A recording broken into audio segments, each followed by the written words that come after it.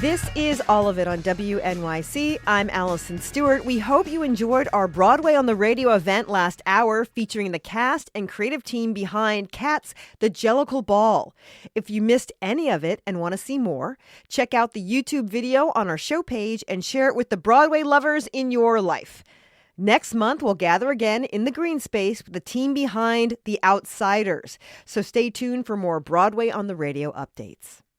For the second hour of today's show, we'll be talking about a play, a documentary, and an All of It book club event that you can catch in the coming days and weeks ahead. Later in the hour, we'll talk about the film Ask E. Jean, about the legal battles that journalist and Trump accuser E. Jean Carroll has pursued. Director Ivy Maripol talks about working with Carroll on the film. And then we'll preview this month's Get Lit event next week with author Tom Perrotta about his book Ghost Town. The event is next Wednesday. You can head to wnyc.org/getlit for ticket availability or to RSVP for the live stream. Now, without further ado, let's hear about a one-man show that's back on at Soho Playhouse starting today.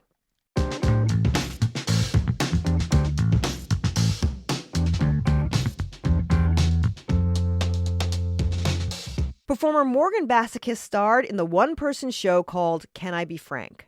Frank refers to Frank Maya, a writer, comic, provocateur, singer, and storyteller who was about to hit the big time when he died of heart-related failure due to AIDS. He was 45. In his obituary, the New York Times wrote that he was one of the first openly gay male comics to gain a foothold in mainstream stand-up comedy. It was a short blurb. However, Maya's talent was much bigger and sadly forgotten, except for a few people, including Morgan Bassichis. Frank spoke to Morgan's soul, which you can see in this 70-minute one-person show. It's about Frank Maya, but it's also about Morgan's work to tell his story, getting the staging right, showing what it's like to be your own prop person, and making sure the audience comes to appreciate Frank Maya and to appreciate Morgan, too. Can I Be Frank is back at Soho Playhouse as of tonight. You can catch it there until June 27th. When Morgan joined me to talk about the show, I started by asking him how he first learned about Frank Maya. Oh, wow. Okay, well, I remember exactly. It was January in 2023, and I tell this story in the show. I just happened to meet his brother, actually, and it sort of began this obsession that that the show is really the culmination of. So you went to the YouTube. I went to the YouTube, as we do, and I was so grateful to find all these videos that who I would later find out was one of Frank's exes had digitized, and whose name is Neil Greenberg, who's kind of a figure in the show and an amazing choreographer, an amazing person who's really welcomed me into his life and into Frank's life, and today is actually 30 years since Frank died today. So I'm very honored to get to talk about him and do this show and meet with you today. That's thank you. Yeah.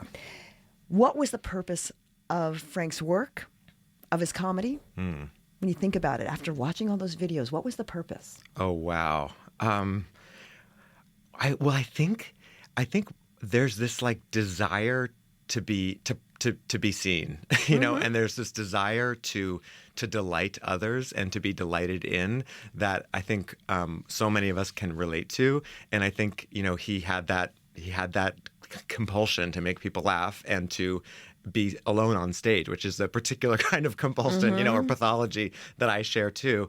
And you know, he joked that he was trying to make the world safe for him, and that he was using his own story to kind of to get his story out there and I think to make more space for all of us. What was something that the rest of us don't know about Frank that you know about Frank after watching all the video and doing all the research? Oh, wow. Or maybe somebody's told you about it. Maybe someone told me. I have so many good stories. Well, the thing I love that I actually don't talk about in the show is he was an amazing visual artist. And, I mean, he painted the backdrop in the show, this big life preserver, but he made all these incredible kind of paintings, almost in a style of cartoon, and a lot of them are in the archive at Visual Aids, an organization that honors and tends to the work of artists living with HIV and AIDS and also who we lost to the crisis. It's weird because everything I read about him, and I went online and I went into the archives, they all have this line about the first openly gay comedian, right? It seems almost silly to say it, right? But really, for the youngins or for people out there, like, you really need to think about it. Why was it such a big deal? Right. It's such a good, and I appreciate it's because it's almost like a joke to have to be the first openly gay something. Honestly. Yeah, exactly. Like, I'm the first openly gay person to get a whatever matcha this morning. I think it was 1987. Yeah, and there's a literal national gay panic going on, and we're in this particularly terrifying moment of the AIDS crisis in which gay people are being totally vilified, and comedy is really like especially at that point, a real bastion for white supremacy and homophobia and transphobia. And it was a really big deal for any comedian who's, not a straight white man to be getting that mic. And so it was a huge deal for him to get to do that and to be on national television in that same year, and to get to tell his story and be revealing. And we take that for granted now. We're like, oh yeah, of course, every comedian's gay. But is there a gay person who's not a comedian? So we're indebted to him. Frank used to do these rants, but they used to be about all kinds of topics. Yeah. I have one here. It makes me laugh. It's F2. I'm going to go to. It's from 1987. It's from La Mama, and it's about corporations convincing us not to cook anymore. Do you know what I'm talking about? Yes. All right, let's listen to Frank Maya. Kill those grandmas! Kill those grandmas! Kill those grandmas! Get those grandmas! Kill those grandmas! Kill those grandmas! All those grandmas out there still trying to make those chocolate chip cookies at home.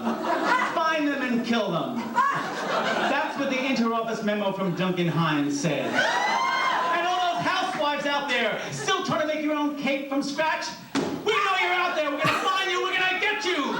We're sick of you old bats cooking at home. How dare you?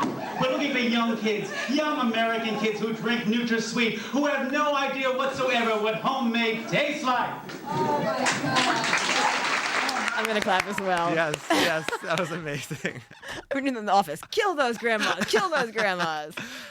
When you watched his performance, what did you look for in his performance that you knew that you would then use in your performance? Right. I'm so happy you just played his voice, and you just played. I mean, that was. It still thrills me to hear him. I was looking for he has so many monologues, which, as you said, he called rants, and then he has all these songs. And in 1987, the show you just played from, he was really making this transition from like kind of downtown performance art, like La Mama, PS 122, The Kitchen, over to a few years later to like trying to be a stand-up comic. So in those years, he's really like developing his comedic style, and you can kind of hear him discovering his way. So I just try to hone in on some monologues or some rants that really resonated with me, and I picked some songs of his that we really loved, and with my incredible director Sam Pinkleton, we just kind of wove the show together around some of his major sort of set pieces in the show, and then my kind of persona constantly interrupting, getting in the way, and almost, battling for space. That's my next section. I have my first section is Frank, and my next section says Morgan. Okay, here we go. The character Morgan we meet on stage. Is it you? Is it a heightened version of you? Who's Morgan that we meet? I know. I need to get back into therapy to figure it out. I think that it's like a persona, kind of like definitely a heightened persona, kind of delusional, narcissistic, maybe well-intentioned, but certainly powerless over their own ambition. And yeah, that's sort of the character that I've been working with for many years. Morgan on stage is going through a few things we get to watch. What is he going through as a performer? Yeah. Well, I think this the struggle, if you can call it a struggle, of sharing space, you know what I mean? Which I think for solo performers is a thing, and I think I would say for many of us, we live in a culture, a collective condition of narcissism. Like there is like such a profound investment in the self and a refusal to kind of feel our interconnectedness and our interdependence. And there's so many social conditions that want that for us, that I think it is a struggle to push past our own narcissism and to push past our own selfhood and individuality. And really, that's the struggle of the show. Is for the Morgan character to move beyond the sense of being an individual and being an original, and acknowledging that we're all deeply derivative and constituted by one another. He is often seen screaming to a woman named Gloria in the back. That's right. We don't really see her. She's a director or a stage manager. Who is Gloria? And what is her role? Oh, my God. Well, Morgan is constantly screaming to Gloria Gomez, who's our incredible stage manager, who we worked with at La Mama, where we first staged the show last year, which is where Frank performed this piece in 1987. And Gloria is an amazing person, and she's become kind of like the foil for the Morgan character, who is barely keeping it together. And I think Gloria is the true star of the show. Now, can you explain to people? You said you performed this before at La Mama, yes. And some of it is what Frank said. Literally, other parts of it are your imagination. Yes. Can you explain how that is divided in the show? Yes, exactly. Okay, great. So, so Frank performed this piece called Frank Maya Talks at La Mama on East 4th Street, a legendary venue where everybody has passed through and continues to. And I start the show with one of his monologues from that show, and then it's a series of interruptions, and trying to and I keep returning to Frank's work and also kind of imagining my work in his style. Yeah. So I do some things in the style of him, some sort of things that he did, and then eventually in the show, I think what's exciting is you start to get a little confused. Where's my work and where's his? What changed as you were working on this project? Because it started as one thing, yes, and it's what it is today. It might be different than it is next year, but right. I'm curious, what was the biggest change from the beginning of it? Okay, wow. Okay, well, I think I just have continued to discover stuff in his work. Every time I return to his stuff, I'm like, oh my God, I'm getting his work on a deeper level. And I think Sam Pinkleton, my director, said this thing in the beginning that was so helpful to me. He was like, first and foremost, we have to make an entertaining night of theater. It's wonderful this is about a person that people should know about. It's wonderful that you have messages about how the government is continuing to decide that certain populations are disposable. And first and foremost, we have to make a really entertaining night of theater. And so that has been such a useful compass to keep sharpening as we've done it over the past year, to keep honing and sort of paring down and making sure every single word and every single gesture is necessary. That's been a delightful process. Well, Sam Pinkleton was sitting right there. Right about here? 3 weeks ago. Oh my God. With Josh Sharp was sitting right there. Oh my God. My ancestors. And we asked him a little bit about working with you. Oh my God. I am working with an incredible genius, comedian, activist hero called Morgan Bassichis, who is making a show called Can I Be Frank? That is kind of conversation dance with a comedian called Frank Maya, who died of AIDS. He was a comedian who was kind of just on the precipice of mainstream success when he died of AIDS. And Morgan has made this hilarious show that is an excavation of Frank's material. And there's nothing like it. We're doing it at Soho Playhouse, and it starts previews next week. All right. He said activist in the beginning. Yes. Do you consider yourself an activist? Well, yeah. I mean, yes. It's kind of inextricable. My artistic and political commitments, and certainly, like so many people, I wake up thinking about the horror in Gaza every single day, and like so many other people, feel like it is my responsibility to do every single thing I can to stop our government's complicity in the genocide that Israel's carrying out in Gaza. So, and that comes out of a longstanding commitment for me, both inside of Jewish communities and inside of all of our communities, to organize us against racism and against war and into solidarity movements. My guest is Morgan Bassichis. He's starring in a one-person show called Can I Be Frank? It's a meditation on the work of comic Frank Maya, who died in the mid-1990s. I want to talk to you a little bit about stagecraft, a little bit about how Sam was helpful to you. Okay, you said you had to put on an entertaining show. Mm-hmm. What did that mean to you when he said entertaining show, first of all? Yes, it's a great question. My biological father, Sam Pinkleton. What did he mean when he said that? I think he's like, you have to earn. You gotta earn the gravity. Mm-hmm. You know, you gotta earn the sincerity. You have to earn the message. And I really agree with him. And I think there's something about really balancing the gravity and the levity, and making sure that the humor is carried throughout, that makes the message of it so much more digestible and metabolizable, and it's Mary Poppins, you know, it's spoonful of sugar. Yeah. You're constantly wrapping yourself in a mic cord. The longest mic cord I have ever seen anyone ever Thank use. you. That's an honor to be recognized. Thank you. What's the deal with the mic cord? Oh my God. Thank you for asking. No one's asked yet. Well, we discovered it in rehearsal because we'd always use a cordless mic, and then we were like, oh my God, this cord just presents all these kind of choreographic opportunities.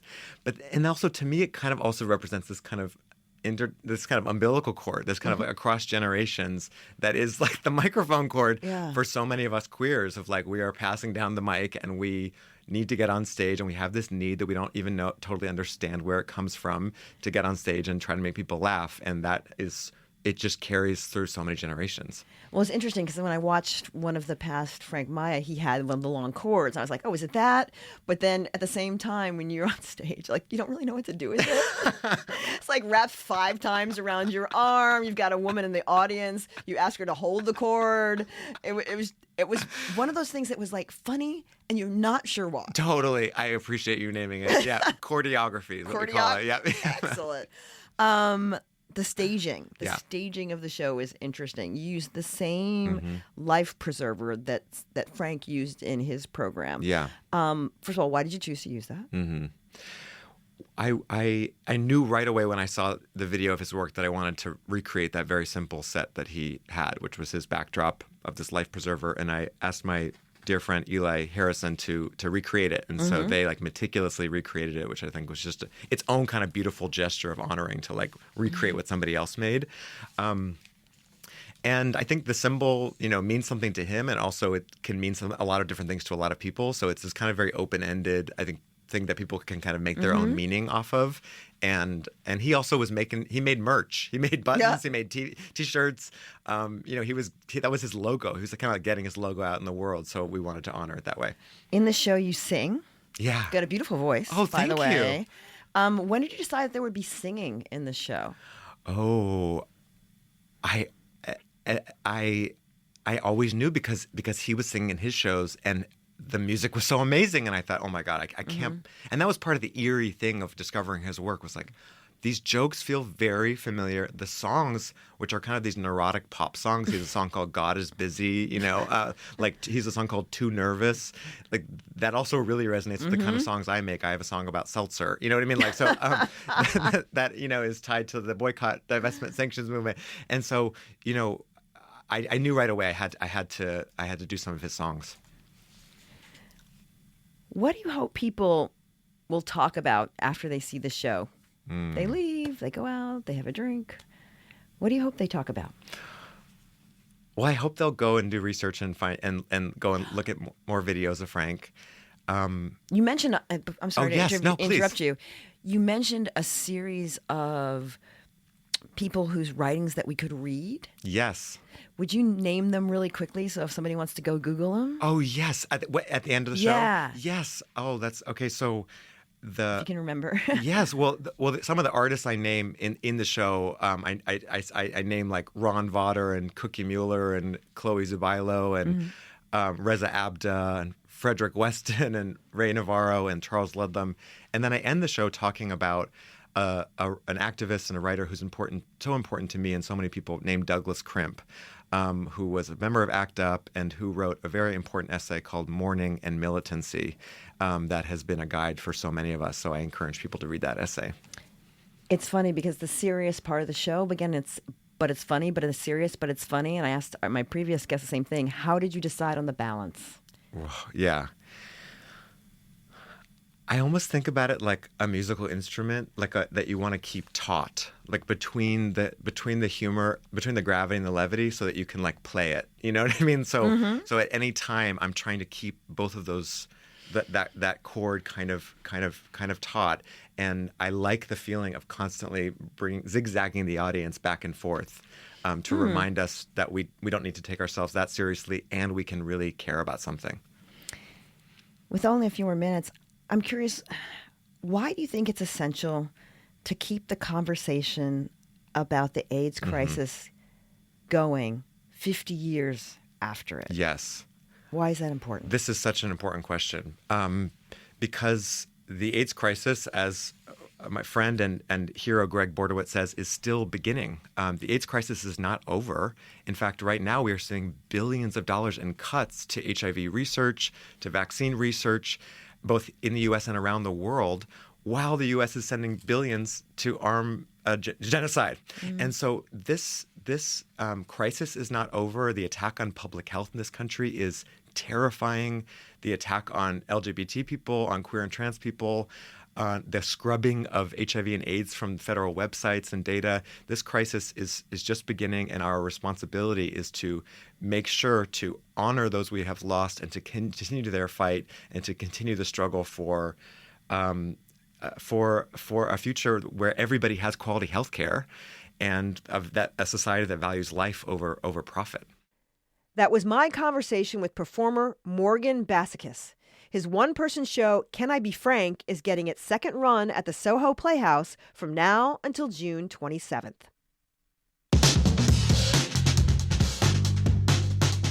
Coming up, a documentary that made waves on the film festival circuit is having a theatrical release this Friday. Director Ivy Maripol joins us to discuss Ask E. Jean, which follows the legal battles of journalist and Trump accuser E. Jean Carroll. Stay with us.